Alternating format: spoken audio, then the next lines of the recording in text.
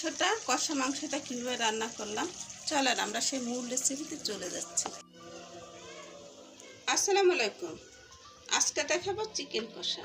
আর chicken কষাটা আমি অন্যরকম দেখাবো। সাথে টমেটো থাকবে, আলু থাকবে। টমেটো আপনারা যদি দিতে চান তাহলে দিবেন, আমার কাছে টমেটোটা দিলে একটু ভালো লাগে। চিকেন কষার মধ্যে টমেটো খাটে কিন্তু, এটা জানেন আপনারা, টমেটোর সস বা টমেটো। তাহলে প্রথমে আমি এটাকে মেখে দিচ্ছি। প্রথমে আমি একটু দিয়ে দিচ্ছি পেঁয়াজ কুচি, এখানে আদা 1 চা-চামচ, আর একটু দিয়ে দিলাম বেশি করে, যেহেতু 1.5 চামচ আসলে আদা। আর এখানে আছে কিছুটা রসুন বাটা আর আদা বাটা একসাথেই আছে। তা এখন দিয়ে দিচ্ছি আপনি ধনে জিরা গুঁড়া।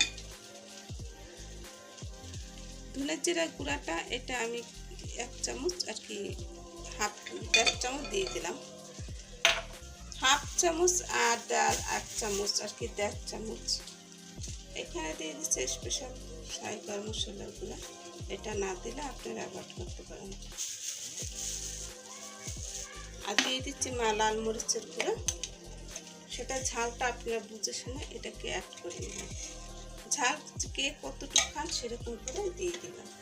এখানে দিয়েছে হলুদের পেস্ট, আর দিয়ে দেবো এখানে লবণ।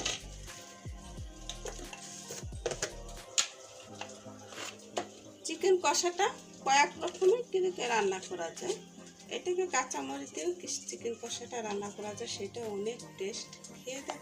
তো এখন সব কিছু মেখে নিচ্ছি। এখানে টমেটোটা কেটে দিয়েছি, আর এরকম করে ছোটো ছোটো করে কেটে দিলে এটা কিন্তু মাংসের সাথে গলে যায়। এটা যখন কষাবো তখন তেমনিতে গলে যাবে।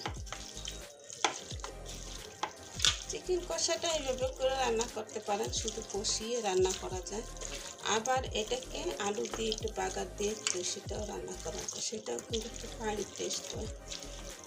তা আমি এভাবে করে রান্না করে নিলাম। এখানে আমি তেল দিলাম না, তেলটা আমি প্যানেই দিয়ে নেব, তার জন্য তেলটা দিলাম না। এখানে 5 মিনিট আমি রেখে রেস্টে রেখে দেবো।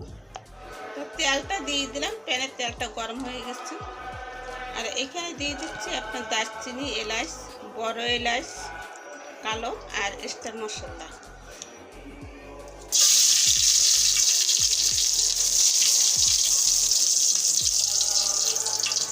এখন চিকেনটা দিয়ে দিচ্ছি। চিকেনে কিন্তু আলাদাভাবে একটু মশলা, আবার একটু বাটা মশলা।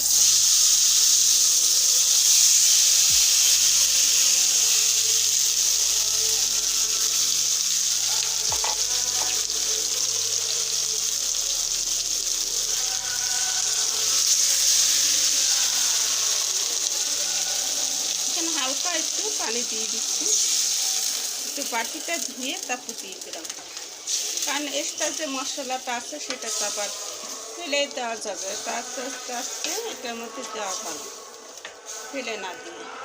এখন এটাকে খুব সুন্দর করে কষিয়ে নিচ্ছি। কষিয়ে এটাকে ঢাকনা দিয়ে এটাকে ঢেকে বারবার কষিয়ে নিতে হবে। ঝালটা আপনাদের পছন্দ অনুসারে আপনারা দিয়ে নেবেন। আমি কিন্তু এখানে পরবর্তীতে কাঁচা মরিচ অ্যাড করে দেব। এখন এটাকে ঢেকে রান্না করব। মাংসটার মধ্যে কিন্তু আমি 2 বার নাড়া দিয়েছি।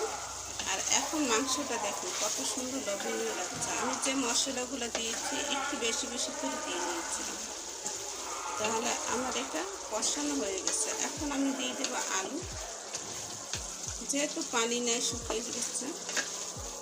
এখন আলুটা আমি দিয়ে দিচ্ছি। আর আমার এটা কিন্তু সোনালি মুরগি, এটা দেশি মুরগি আর সোনালি, সেটা আমি দিয়ে রান্না করছি। এখন দিয়ে দিচ্ছি আলু আর কিছুটা একটু রসুনটা আমার তার খুব ভালো লাগে, তাই আমি সবকটা মাংসের মধ্যে একটু রসুনটা চাই যে একটু দিয়ে তারপর রান্না করি। এখন খুব ভালো করে এটাকে আবার একটু কষিয়ে তারপর পানি দিয়ে দেবো।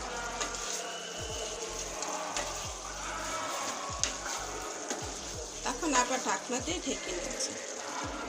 এটা ঢাকনা দিয়ে যত কষাবেন তত কিন্তু টেস্টটা বাড়িয়ে তুলবে।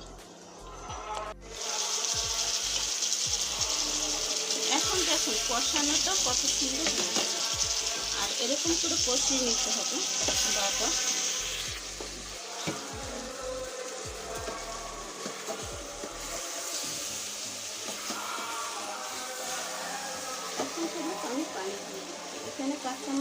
করে নিয়েছি পানির সাথে।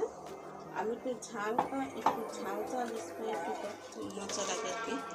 এটা ঝাল না হলে কিন্তু কষা মাংস কোনো স্বাদ লাগে না।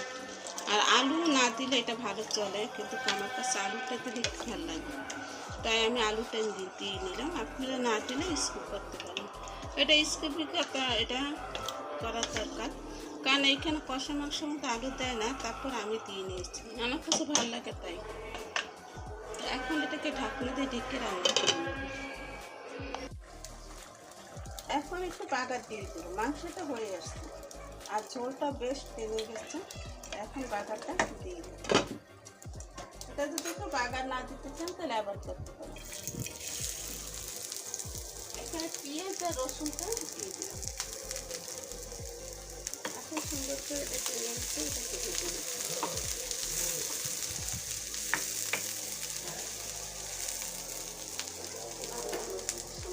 পেঁয়াজটা যখন লাল হয়ে গেছে, এখন আমি সুন্দর করে এটাকে বাগার দিয়ে নেব।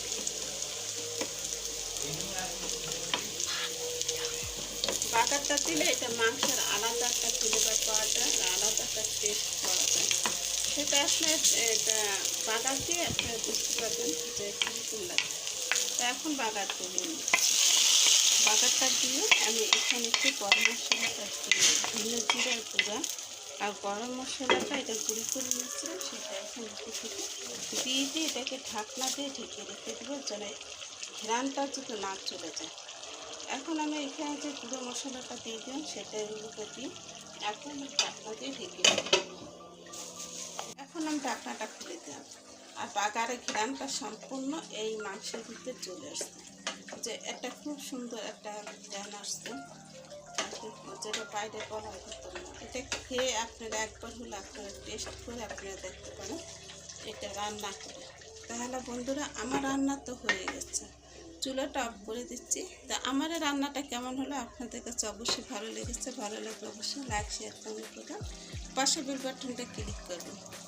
এরকম নতুন রেসিপি পাওয়ার জন্য উপস্থিত থাকবো, কিন্তু একটু কম সময়, আমি পরীক্ষা চলে তো তাই।